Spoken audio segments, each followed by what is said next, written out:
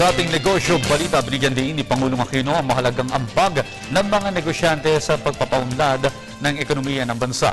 Yan ang giit ng Pangulo kasabay ng pagtanggap ng 400 silid-aralan na donasyon ng Filipino-Chinese Chamber of Commerce. Para sa detalye, balita mo kami Elena Luna. Binigayat ni Pangulong Aquino ang mga negosyante na makipagtulungan sa gobyerno sa patuloy na pag-arangkada ng ekonomiya ng Pilipinas. Sa kanyang pag-harap sa mga opisyal at miyembro ng Federation of Filipino-Chinese Chamber of Commerce and Industry Incorporated, inilarawan ng Pangulo ang ginagawa ng gobyerno para maging madali ang pagnenegosyo sa bansa. The Philippines is now rated investment grade for the first time in history by, I believe, 3 major credit rating agencies. Our economy grew by a remarkable 7.8% in the first quarter of 2013. Add to this countless other indicators of economic growth, and you have a situation where even greater prosperity is within reach. And even as we invest in infrastructure and institute reforms that level the playing field, we continue to channel the hard-earned money of our taxpayers into health, education, social services, and other initiatives to empower our countrymen, making them true, productive contributors to the continuing cycle of opportunity and progress.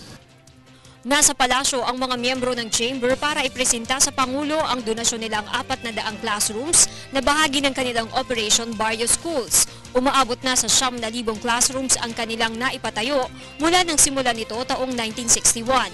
Isinabay sa seremonya ang panunumpa sa Pangulo ng kanilang mga bagong opisyal. To me, this symbolizes your pledge to the government and more importantly to the Filipino people, not only to contribute to economic growth through your businesses, but also to help empower our countrymen by investing in their future. With more than 9,000 classrooms constructed all over the country since 1961, the FFCCCII has opened the doors of learning and consequently of opportunity to so many of our students.